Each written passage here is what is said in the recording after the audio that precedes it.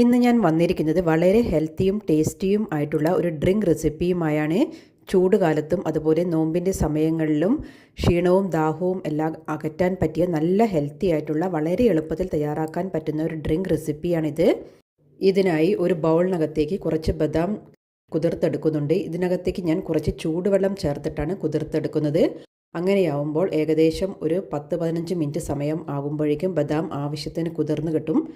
അല്ലെങ്കിൽ നിങ്ങൾക്ക് തലേന്ന് രാത്രി തന്നെ വെള്ളത്തിൽ കുതിർത്തെടുക്കാവുന്നതാണ്. അങ്ങനെയാവുമ്പോൾ പിറ്റേന്ന് രാവിലെ ആവുമ്പോഴേക്കും ബദാം നന്നായി കുതിർന്ന് കിട്ടിയിട്ടുണ്ടാവും.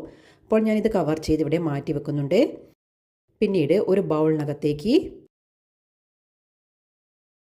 8 ഈന്തപ്പഴം ചേർത്ത് കൊടുത്തിട്ടുണ്ട്. ഇതിൻ്റെ കുരുവെല്ലാം കളഞ്ഞതിന് ശേഷമാണ് ഞാൻ ബൗളിനകത്തേക്ക് മാറ്റുന്നത്. അപ്പോൾ നല്ല സോഫ്റ്റ് ആയിട്ടുള്ള ഈന്തപ്പഴം തന്നെയാണ് ഞാനിവിടെ എടുത്തിരിക്കുന്നത്. ഇതിനകത്തേക്ക് 1/4 കപ്പ് അളവിൽ പാൽ ചേർത്ത് ഞാനിതൊന്ന് സോക്ക് ചെയ്യാൻ വേണ്ടി ഒരു 10 മിനിറ്റ് സമയം ഇവിടെ മാറ്റി വെക്കുന്നുണ്ട്. അപ്പോൾ ഈ സമയം കൊണ്ട് നമ്മുടെ ബദാം എല്ലാം ആവശ്യത്തിന് കുതിർന്ന് കിട്ടിയിട്ടുണ്ട്. അപ്പോൾ ഞാനിത് പെട്ടെന്ന് തന്നെ ഇതിൻ്റെ തൊലിയെല്ലാം ഈ രീതിയിൽ റിമൂവ് ചെയ്തെടുക്കുന്നുണ്ട്. അപ്പോൾ നമ്മൾ ചൂടുവെള്ളത്തിൽ കുതിർത്തെടുക്കുന്ന സമയത്ത് നമുക്ക് പെട്ടെന്ന് തന്നെ ഇതിൻ്റെ തൊലി റിമൂവ് ചെയ്തെടുക്കാൻ പറ്റുന്നതാണ്. അപ്പോൾ ബദാം എല്ലാം ഈ രീതിയിൽ തൊലി റിമൂവ് ചെയ്ത് ഞാനിവിടെ മാറ്റിയിട്ടുണ്ട്. ഇനി നമുക്കിത് നന്നായിട്ട് ഗ്രൈൻഡ് ചെയ്തെടുക്കണം. അതിനായി മിക്സിയുടെ ഒരു ചെറിയ ജാർ എടുത്ത ശേഷം അതിനകത്തേക്ക് ബദാം ചേർത്ത് കൊടുത്തിട്ടുണ്ട്. പിന്നീട് ഇതിനകത്തേക്ക് നമ്മൾ നേരത്തെ കുതിർത്ത് വെച്ചിരിക്കുന്ന ഈന്തപ്പഴം കൂടെ ചേർത്ത് കൊടുക്കാം. അതുകൂടെ ചേർത്തതിന് ശേഷം നമുക്കിത് നന്നായിട്ട് തന്നെ ഒന്ന് ഗ്രൈൻഡ് ചെയ്തെടുക്കണം. ഇതിനകത്തേക്ക് ഞാൻ 1/4 കപ്പ് അളവിൽ പാലാണ് ഈന്തപ്പഴം കുതിർക്കുന്ന സമയത്ത് ചേർത്ത് കൊടുത്തിരുന്നത്. അപ്പോൾ കുറച്ചുകൂടെ പാൽ ചേർത്തിട്ടാണ് ഞാനിത് നന്നായിട്ട് ഗ്രൈൻഡ് ചെയ്തെടുത്തിരിക്കുന്നത്.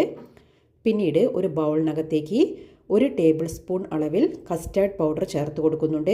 പിന്നീട് ഇതിനകത്തേക്ക് 1/4 കപ്പ് അളവിൽ പാൽ ചേർത്ത് നന്നായിട്ടൊന്ന് മിക്സ് ചെയ്ത് നമുക്ക് കട്ടയൊന്നും കൂടാതെ നന്നായിട്ട് തന്നെ ഒന്ന് മിക്സ് ചെയ്തതിന് ശേഷം നമുക്ക് ഇവിടെ മാറ്റി വെക്കാം. അപ്പോൾ ഇത് പെട്ടെന്ന് തന്നെ മിക്സായി കിട്ടുന്നതാണ്. അപ്പോൾ ഈ രീതിയിൽ മിക്സ് ചെയ്തതിന് ശേഷം ഞാനിതിവിടെ സൈഡിലോട്ട് മാറ്റി വെക്കുന്നുണ്ട്.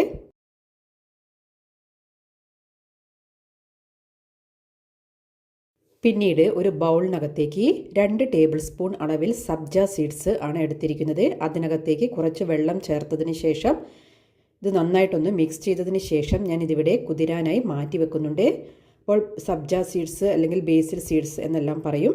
അപ്പോൾ ഇതുകൂടെ ചേർത്ത് ഇത് മാറ്റി വെക്കുന്നുണ്ട്. പിന്നീട് നമുക്ക് പാൽ തിളപ്പിച്ചെടുക്കണം. അതിനായി ഞാനിവിടെ ഒരു പാൻ അടുപ്പിൽ വെച്ചതിന് ശേഷം അതിനകത്തേക്ക് 1 ലിറ്റർ അളവിൽ പാലാണ് എടുത്തിരിക്കുന്നത്. അപ്പോൾ പാൽ നന്നായിട്ട് ചൂടായി വരുന്ന സമയം വരെ നമുക്ക് ഇതൊന്ന് ഇളക്കി കൊടുത്തുകൊണ്ടിരിക്കാം. അപ്പോൾ ഈ സമയത്ത് പാൽ നന്നായി ചൂടായി വന്നതിന് ശേഷം ഇതിനകത്തേക്ക് 1/4 ടീസ്പൂൺ അളവിൽ ഏലക്കായ പൊടിച്ചത് ചേർത്ത് കൊടുത്തിട്ടുണ്ട്. ഏലക്കായ പൊടിച്ചത് ചേർത്തതിന് ശേഷം ഇത് നന്നായിട്ടൊന്ന് തിളച്ച് വരുന്ന സമയം വരെ നമുക്ക് വെയിറ്റ് ചെയ്യാം. അപ്പോൾ നന്നായി തിള വന്നതിന് ശേഷമാണ് ഞാൻ ഇതിനകത്തേക്ക് ആൽമണ്ടും അതുപോലെ തന്നെ ഈന്തപ്പഴവും നമ്മൾ ഗ്രൈൻഡ് ചെയ്ത് വെച്ചത് ഇതിനകത്തേക്ക് ചേർത്ത് കൊടുക്കുന്നത്. നല്ല ഫൈനായിട്ട് തന്നെയാണ് ഞാൻ ഈന്തപ്പഴവും ബദാമും ഇവിടെ അരച്ചെടുത്തിരിക്കുന്നത്. അത് ഇതിനകത്തേക്ക് ചേർത്തതിന് ശേഷം നമുക്ക് തീ മീഡിയം ഫ്ലെയിമിൽ വെച്ച് ഇത് നന്നായിട്ട് തന്നെ ഒന്ന് മിക്സ് ചെയ്തെടുക്കാം. ഇത് നന്നായി ഇളക്കി കൊടുത്തതിന് ശേഷം നന്നായി മിക്സായി കിട്ടിയതിന് ശേഷം നമുക്ക് ഇത് നന്നായി തിളയ്ക്കുന്ന സമയം വരെ നമുക്കിത് ഇങ്ങനെ ഇടയ്ക്കൊന്ന് ഇളക്കി കൊടുത്തുകൊണ്ടിരിക്കാം. അപ്പോൾ ഈന്തപ്പഴവും അതുപോലെ തന്നെ ബദാം എല്ലാം കഴിക്കാൻ മടിക്കുന്ന കുട്ടികൾക്ക് ഈ രീതിയിൽ ഉണ്ടാക്കി കൊടുത്തു കഴിഞ്ഞാൽ അവർ വളരെയധികം ഇഷ്ടത്തോടെ തന്നെ കഴിക്കുന്നതാണ്. അപ്പോൾ ഞാൻ ഇത് ആൽമണ്ടും അതുപോലെ തന്നെ ഈന്തപ്പഴവും ചേർത്തതിന് ശേഷം ഏകദേശം ഒരു 5 മിനിറ്റ് സമയത്തോളം നന്നായി തിളച്ച് വരുന്നത് വരെ വെയിറ്റ് ചെയ്തിട്ടുണ്ട്. പിന്നീട് ഇതിനകത്തേക്ക് ഞാൻ ചേർത്ത് കൊടുക്കുന്നത് 2 ടേബിൾ സ്പൂൺ അളവിൽ മിൽക്ക് മെയ്ഡാണ് ചേർത്ത് കൊടുക്കുന്നത്. നിങ്ങളുടെ കയ്യിൽ മിൽക്ക് മെയ്ഡ് ഇല്ല എങ്കിൽ നിങ്ങൾക്ക് 2 ടേബിൾ സ്പൂൺ പഞ്ചസാര ഈ സമയത്ത് ചേർത്ത് കൊടുക്കാവുന്നതാണ്. അപ്പോൾ മധുരമെല്ലാം ഓരോരുത്തരുടെ ഇഷ്ടത്തിനനുസരിച്ച് ആവശ്യത്തിന് കൂട്ടിയും കുറച്ചും എല്ലാം ചേർത്ത് കൊടുക്കാം. അപ്പോൾ നിങ്ങൾക്ക് വേണമെങ്കിൽ ഡേറ്റ്സ് എടുക്കുന്ന സമയത്ത് കുറച്ച് കൂടുതലെടുത്തും മധുരം ഒഴിവാക്കാവുന്നതാണ്.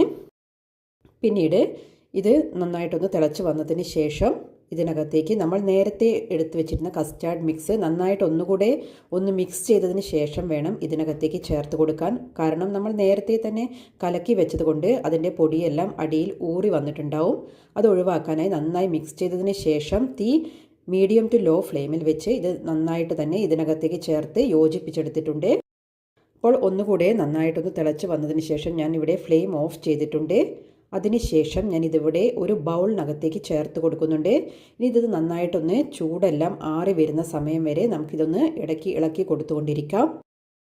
അപ്പോൾ ഇത് നന്നായിട്ട് ചൂടെല്ലാം ആറി വന്നതിന് ശേഷം വേണം നമുക്ക് ഇതിനകത്തേക്ക് ബാക്കിയുള്ള ഇൻഗ്രീഡിയൻസ് കൂടെ ചേർത്ത് കൊടുക്കാൻ. അപ്പോൾ ഈ സമയത്ത് ഇതിൻ്റെ ചൂടെല്ലാം നന്നായി ആറി വന്നതിന് ശേഷം പിന്നീട് ഞാൻ ഇതിനകത്തേക്ക് നമ്മൾ നേരത്തെ എടുത്തു വെച്ചിരുന്ന സബ്ജ സീഡ്സ് നന്നായി കുതിർന്ന് കിട്ടിയിട്ടുണ്ട്. അത് നമുക്ക് ഇതിനകത്തേക്ക് ചേർത്ത് കൊടുക്കാം. ചേർത്തതിന് ശേഷം നന്നായിട്ട് മിക്സ് ചെയ്യാം. നിങ്ങൾക്ക് വേണമെങ്കിൽ സാഗോ സീഡ്സ് എല്ലാം കുക്ക് ചെയ്തിട്ടും ഈ സമയത്ത് വേണമെങ്കിൽ ചേർത്ത് കൊടുക്കാം. ഇപ്പോൾ ഞാൻ ഇതിനകത്തേക്ക് സാഗോ സീഡ്സ് ഇപ്പോൾ ചേർത്ത് കൊടുത്തിട്ടില്ല. പിന്നീട് ഞാൻ ഇതിനകത്തേക്ക് കുറച്ച് പിസ്ത കട്ട്സും അതുപോലെ തന്നെ കുറച്ച് ആൽമണ്ട്സും കട്ട് ചെയ്ത് ഇതിനകത്തേക്ക് ചേർത്ത് കൊടുത്തൊന്ന് ഡെക്കറേറ്റ് ചെയ്തെടുക്കുന്നുണ്ട്. അപ്പോൾ നിങ്ങളുടെ കയ്യിലുള്ള ഡ്രൈ ഫ്രൂട്ട്സ് ചേർത്ത് നിങ്ങൾ ഡെക്കറേറ്റ് ചെയ്തെടുക്കാം. അതിനുശേഷം 1 മണിക്കൂർ സമയം ഫ്രിഡ്ജിൽ വെച്ച് തണുപ്പിച്ചതിന് ശേഷമാണ് ഞാനിവിടെ സെർവ് ചെയ്യാനായിട്ട് എടുത്തിരിക്കുന്നത്.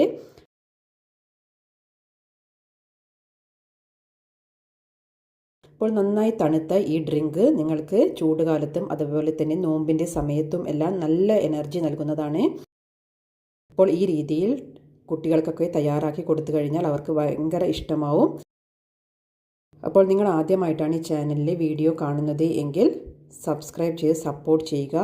Thank you for watching.